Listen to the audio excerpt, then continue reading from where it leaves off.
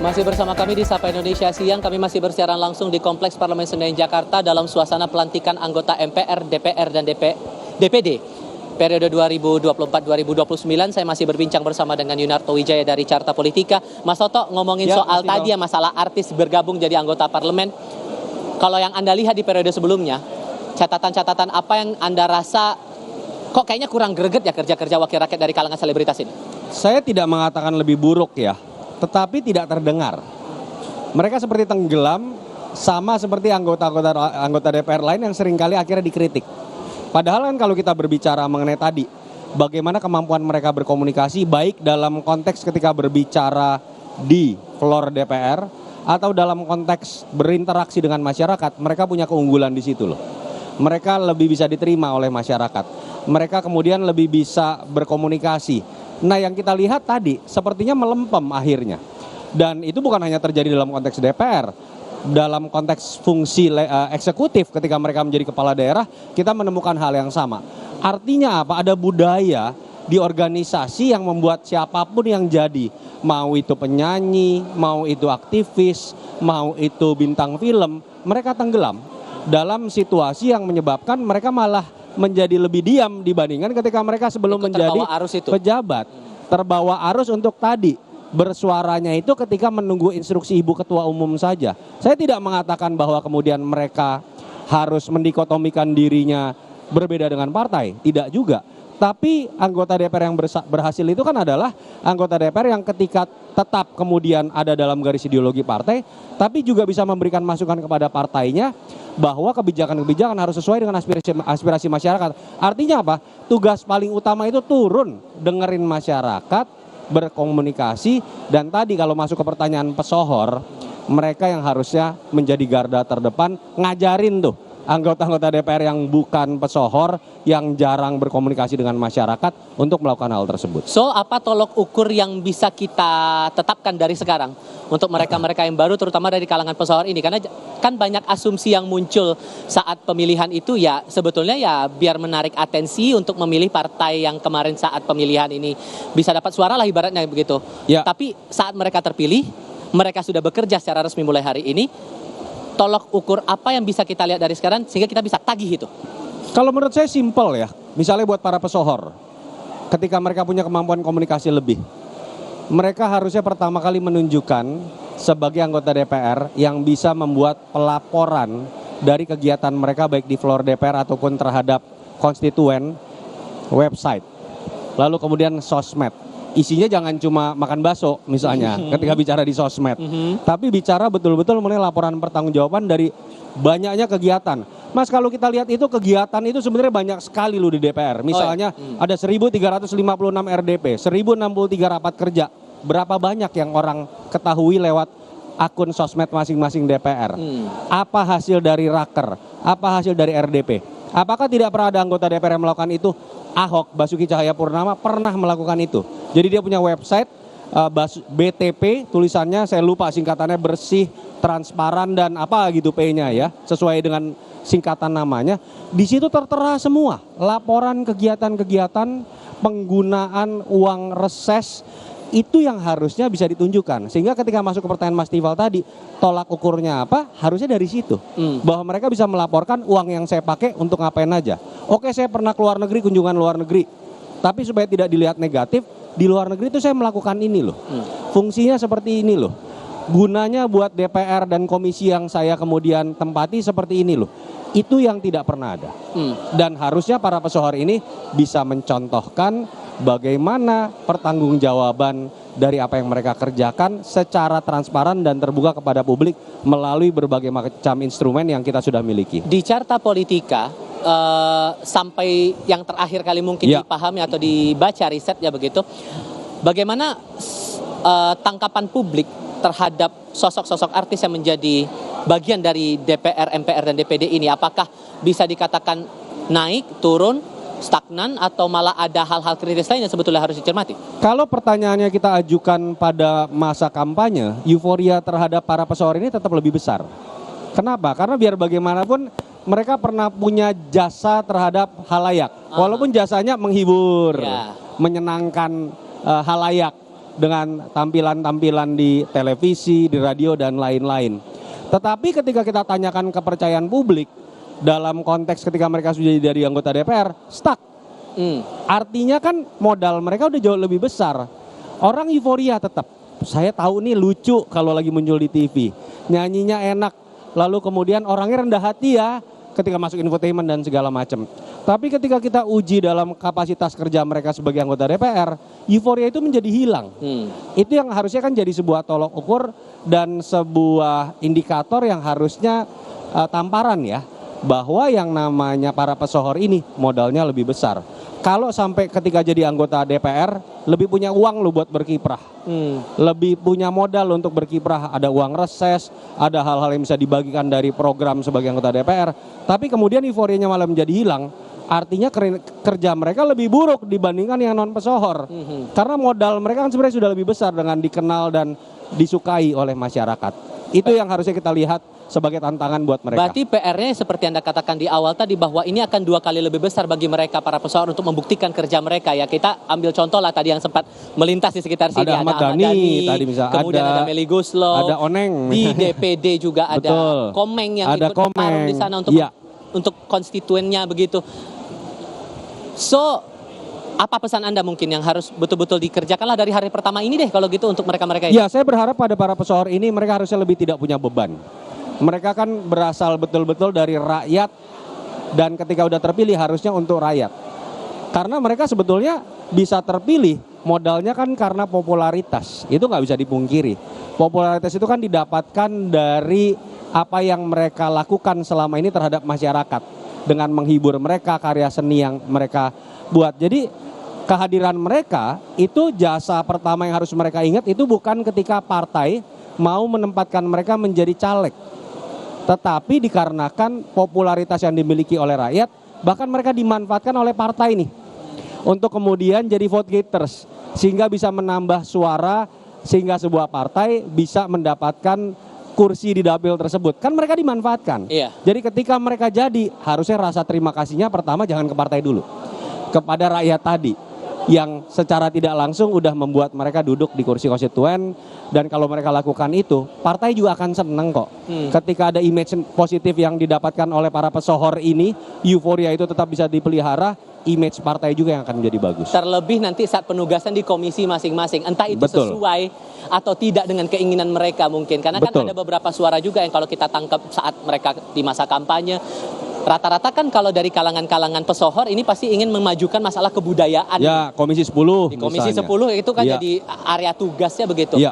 Tapi kan saat itu tidak terjadi, keinginan mereka itu tidak sesuai dengan harapan kerja di realitanya di lapangan, tentu kan ini akan jadi pertanyaan baru lagi. Ini beneran bisa kerja atau enggak nih kan gitu jadinya. Saya melihat tapi tidak serta-merta kita harus mendorong para pesohor ini masuk di Komisi 10 hanya karena mereka pekerja seni harusnya masuk di Komisi 10. Kita harus menarik mereka di belakangnya. Contoh, Once.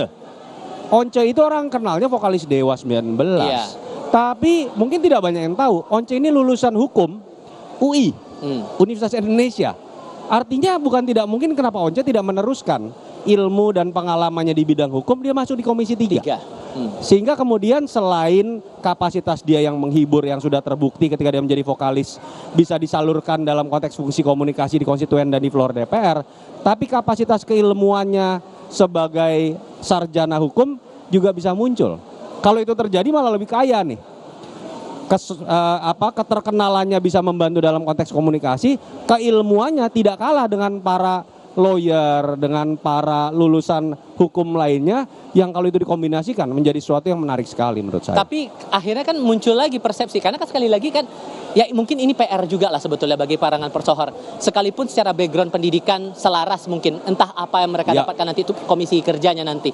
Tapi saat mereka mendapatkan posisi komisi kerjanya tidak sesuai dengan background yang dipahami publik sebelumnya, akan muncul pertanyaan, ini beneran bisa atau enggak nih? Ini beneran kerjanya serius atau enggak nih? Kan akhirnya kayak gitu, Mas. Ya, paling tidak itu kan bisa dimulai makanya, apalagi buat para pesohor ya. Ketika mereka lebih ngerti cara ngomong, tidak gugup untuk kemudian ngomong.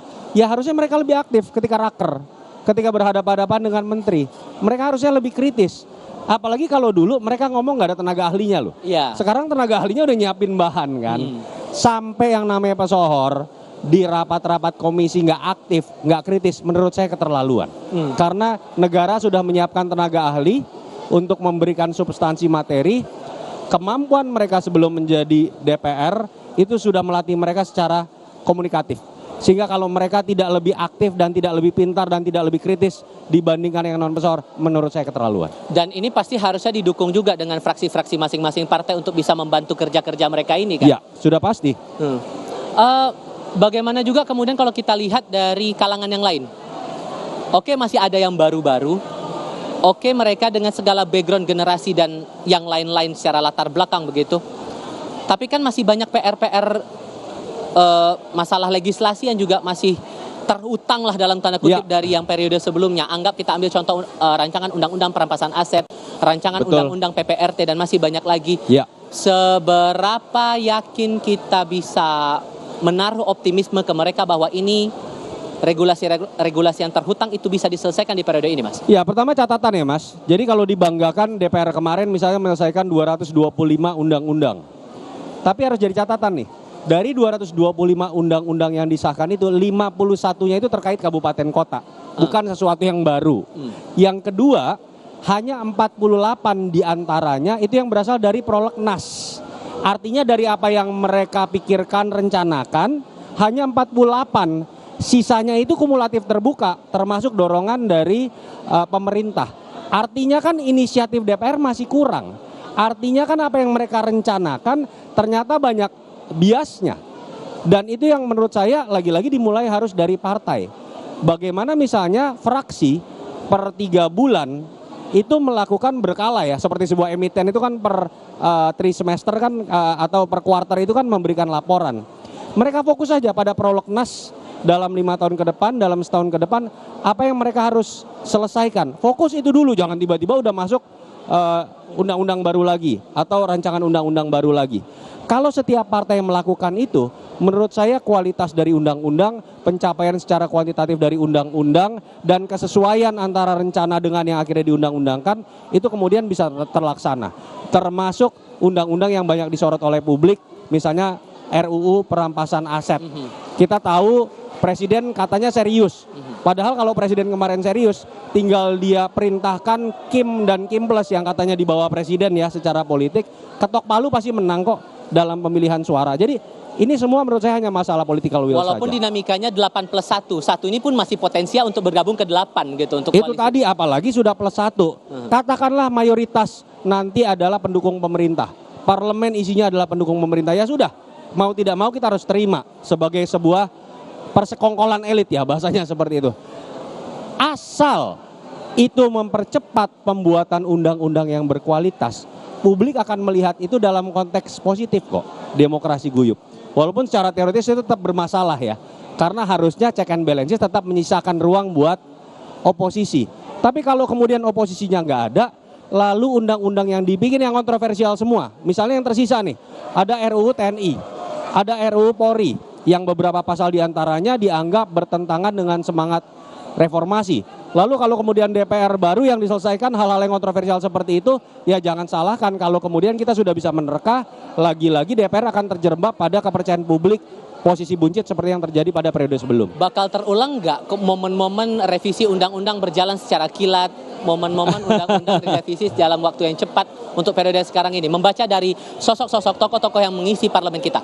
Selama koalisi marwahnya itu masih pada konteks berbagi kepentingan, berbagi jabatan, dan nanti indikasinya bisa kita lihat nih, apakah kabinet ini isinya hanya bagi-bagi, hanya kemudian menerima apa yang diinginkan oleh masing-masing partai, presiden hanya memberikan cek kosong menerima siapa saja yang diajukan oleh masing-masing partai. Artinya di parlemen akan ada pola yang seperti itu juga, bahwa undang-undang yang akan diprioritaskan adalah undang-undang yang sesuai kepentingan mereka saja. Dan ketika itu yang terjadi, mereka akan menganaktirikan aspirasi dari masyarakat. Kalau itu yang terjadi, proses pembuatan undang-undang pasti akan kilat, tertutup dan kontroversial seperti yang kita lihat terjadi misalnya pada saat Undang-Undang Minerba, Undang-Undang Cipta Kerja, seperti yang kemarin kita terjadi dan menjadi pusat kritik dari masyarakat dan teman-teman LSM. Sebelum terlupa, saya mau coba singgung masalah komisi. Ya. Karena kan ini juga menarik. Beberapa kali pimpinan DPR bilang bahwa komisi jumlah kemungkinan bakal bertambah, Ya. tapi itu masih membaca lagi dinamika penyusunan atau struktur kabinet oleh Ya. pemerintahan baru nantinya. Menurut Anda, penentuan komisi jumlahnya akan bertambah atau tetap ini bakal sedinamis apa nanti ya? Ya, itu tadi sudah disebutkan ya, bahwa dia akan bergantung pada keputusan terakhir Presiden terpilih dalam hal ini Prabowo Subianto, apakah betul akan membuat kabinetnya lebih gemuk. Artinya ketika kabinet gemuk, nomenklatur itu akan berubah banyak. Misalnya akan ada upaya pemisahan antara pendidikan dasar menengah dengan pendidikan tinggi dan ristek. Misalnya akan ada pemisahan antara PUPR dengan perumahan rakyat, misalnya PU dengan perumahan rakyat misalnya, dan beberapa sektor yang lain. Kalau itu yang terjadi, memang sepertinya kan diarahkan menjadi justifikasi dari harus lebih diperbanyaknya juga komisi. Padahal menurut saya tidak perlu. Ketika berbicara misalnya mengenai PUPR, katakanlah dipisah. Loh, itu kan tetap masuk di Komisi 5. Kenapa harus diperbanyak komisinya? Karena ketika diperbanyak komisinya, indikasinya lebih kepada supaya partai-partai mendapatkan jatah pimpinan AKD lebih banyak saja. Nah, kalau itu yang terjadi, ya bukan hanya memperumit ruang komunikasi antara pemerintah dengan komisi yang jumlahnya lebih banyak, tapi kita akan melihat yaitu tadi bahwa DPR hanya turunan dari bagi-bagi kepentingan dan jabatan di antara partai-partai. Oke, perspektif ini yang harapannya bisa digali Semoga lagi. saya salah. Tentu ini catatan-catatan kritis ini kita harapkan bisa dipelajari betul oleh periode berikutnya untuk parlemen ini. Mas Toto, saya terima kasih banyak ya. Terima kasih. Sudah berbagi perspektif bersama kami. Dan untuk Anda saudara, kami masih akan menggali lagi banyak perspektif terutama untuk anggota-anggota parlemen baru di Kompleks Parlemen Senayan Jakarta. Tetap di Sapa Indonesia Siang.